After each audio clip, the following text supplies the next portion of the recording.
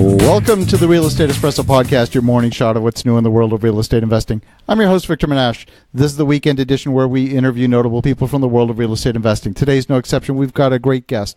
But first, a quick thank you to our sponsor. One of my friends in the real estate space, Rod Cleef, is hosting another one of his live events in Denver, May 17th to 19th, and it's all about multifamily investing. I've been a guest on his wildly popular podcast. If you've never been to one of his events, you've got to go, and I highly recommend you do. I've got a discount code that will get you $100 off the ticket price. Go to rodsbootcamp.com and enter the code ESPRESSO at checkout. That's rodsbootcamp.com and enter the discount code ESPRESSO to get $100 off your tickets. We are back here on the weekend edition. We interview notable people from the world of real estate investing. Today's no exception. We have an amazing guest. He's none other than the best-selling business author of all time. Welcome to the show, Robert Kiyosaki. Well, thank you. Thank you. I appreciate it. Well, Robert, we're here on the balcony of your cabin on board the Investor Summit at Sea. It's the end of the day. The sun is setting here in the distance. We spent some really high-quality time together, and you are the quintessential educator. You just love to educate. You've been doing it all week, and even with that, you have another book coming out. Right. In a few days, my Rich Dad Poor Dad was launched on April 8th, my birthday, in 1997, and on April 8th, 2019, 22 years later, my book, Fake, is coming out. It's about fake money, fake teachers, and fake assets. Timing is pretty good on it. There's been so much written about, like you said, fake news. There's so many different things that are out there that are not real. What was the inspiration for writing the book? Well, I'm just concerned, about this growing gap between the rich and everybody else. There's no middle class, as we all know today. And the gap is getting dangerous. You look at what's happening in France, in Venezuela, many countries where people are struggling financially, or they know they're being left behind, and they can't figure it out. Look at the socialism movement in America. Now, socialism, there's a place for that. But I'm a capitalist. I believe in teaching people to fish, and socialists believe in giving people fish. And there comes a time when you're out of fish. So, we have so many predominantly Democrats running on this. I'm not Republican or Democrat, but they're saying, well, let's give everybody everything. Let's give them, free education, free medical, free manicures, free pedicures. After a while, who's going to pay for it? That's my only question as a capitalist, And they always want to take from the rich and give to themselves. They're not stupid. One of the things that we've seen, I think it was Margaret Thatcher who said, socialism only works when there's enough capitalists around. Socialism works until they run out of other people's money. Right. Until the rich leave the country is what happens. Exactly. And that's what's happening. And I've left a long time ago. Legally. I do everything legally. But it's getting quite dangerous. Look at this. Everybody picks on her. She's Donald Trump's foil. Alexandra Ocasio-Cortez, AOC they call her. I mean, she's good looking. She's smart. She's articulate.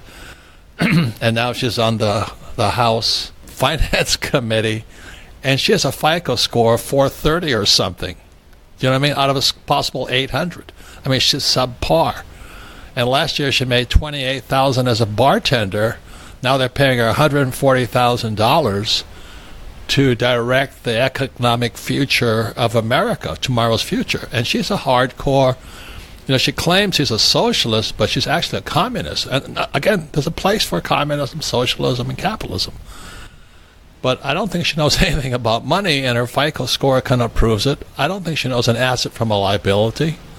I think she's so poor she doesn't have to pay taxes. Only making $28,000 a year. But she's going to direct the future of this country, along with Elizabeth Warren, who's Pocahontas. I'm going, oh my God.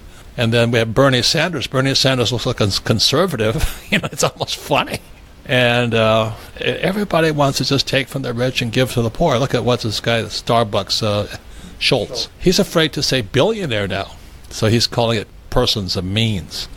So America has gone so anti anybody with money now. So I think we're watching the end of the American empire. And that's what's from a large-scale perspective. And I think we're going down into socialism and communism and fascism. And that's not the country. I fought in Vietnam, and that's not what I fought for.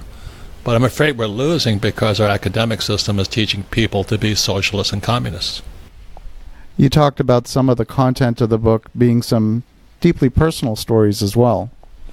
Right. I mean, I came across fake money back in '72. I was flying in Vietnam as a Marine helicopter pilot, and I got the news that Nixon had taken the dollar off the gold standard in 1970, August 15, 1971. I didn't know what that meant. What does it mean? The dollar's off the gold standard. And the price of gold was rising. So by the time I got the news, gold had gone from 35 an ounce to $50 an ounce. So I saw on the map of Vietnam there was a gold mine. There was only one problem. It was now behind enemy lines. So my co-pilot and I, being entrepreneurs, thought we could get behind enemy lines and buy gold at a discount. And that's how fake starts. And so we fly behind enemy lines like two idiots that we are. And we walk up to, we took our guns off to show the villagers that we met. We came in peace. We came as capitalists, not military guys. And we go back and we start negotiating with this little Vietnamese woman with red teeth. They have beetle nuts, you know. And I offered her a discount off of her gold. And she just laughed at me. You know, I said, why is she laughing at me? You know, she's got no money. We're buying enemy lines. We're Americans. We're giving her dollars. And she laughs at me. And that's why I say she was one of my best teachers, this little Vietnamese woman with red teeth, you know, she's laughing at me. Because as an American back in '72, owning gold was illegal. And we didn't even know what gold was. You know, our schools teach us nothing about money. And so she's laughing at me. And she turned out to be one of the best teachers I ever had because, you know, she really knew what money was. It's gold. So I sat there going, what don't I know? I'm a college graduate, and I don't think she went to Harvard. You know what I mean? And I'm going, she's teaching me a lesson. So on fake money, I said there's God's money, which is gold. So in the U.S. dollar it says, in God we trust. I don't think God endorses the U.S. dollar, you know, sports fans. So there's God's money. There's government money, which is the U.S. dollar, the fiat currency. It's not really money. And then we have people's money, which is Bitcoin and cyber money. So today in the United States and all across the world, simultaneously, there's three types of money operating. And to this day, I'd rather have God's money. I'd rather invest in gold and silver. So I don't save dollars, I save gold and silver. And also in the book Fake, I talk about infinite returns and how you really don't need money anyway to make money. That's one of the biggest lies told is, you know, the best way to make money is OPM, use other people's money because it's tax-free. So that's how I was taught to make money by my rich dad. And then I went to business school to get my MBA because my poor dad, being a PhD, wanted me to get my PhD too. And I only lasted one semester at business school because the teachers were all fake. They didn't know what they were talking about. You know, I'm in accounting class, and I'm sitting there with my Marine flight suit on. You know, they're spitting at me because this is Vietnam. College students just hated anybody who was in the military. And so I wasn't popular in the MBA program either, and now at the University of Hawaii. And that college professor who was teaching accounting didn't know anything about accounting. So I raised my hand, and I asked him if he was an accountant. He says, I have a master's degree in accountancy. I said, that wasn't the question. And, you know, you've seen me, I get, as a Marine, I get pretty belligerent. And I said, answer the question. Are you an accountant? And he tried, like the slippery snake he was. He says, I have a master's degree in accountancy. I said, that's not the question. Answer the question. Are you an accountant? He says, I'm a graduate student in accountancy. I said, so you're not an accountant, are you? And he looked at me. He knew what I was talking about. See, most teachers know they don't know what they're talking about, but they can't admit it because they wouldn't get paid then. And that's the whole academic system today. They're good people. You know, my whole family are school teachers, but they're poor as church mice. You know, if the government cut them off, they would die on the vine. You know, they don't know how to operate without a government paycheck. And then the other part about fake is the pension systems. You know, here we're on the real estate guy's cruise. we had this guy Ted Seidel comes on, and he's a whistleblower on pensions, and he just made, I think, what, $75 million blowing the whistle on public employee pensions, like CalPERS in California and stuff like this. And they're run by incompetent people being fleeced by these Wall Street, guys from Wall Street come in, they talk to these school teachers and firefighters and police officers. They wine them, dine them, take them to nice faraway trips, meet interesting people and all this, and then they buy what Wall Street sells them. So many, probably 40% of all public pensions, which my mother and father, go to school and get a government pension, believed in, are going to go and get toasted in the next downturn. So I don't think too many people are watching and say, well, which way is the crash going to come from? And there's probably many ways, but the crash is going to be in public employee pensions. And as Ted Seidel explains, public employee pensions are not under government scrutiny. There's no government oversight on them.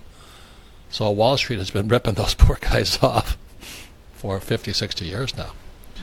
That Ted Seidel, this one pension plan had invested in real estate for 27 years, and in 27 years it made 0.6%. How in the world can you make 0.6% in 27 years in real estate in America? You have to be a corpse to do that, you know what I mean? So that's how bad Wall Street ripped off our public pensions. And the public pension guys are like my poor dad.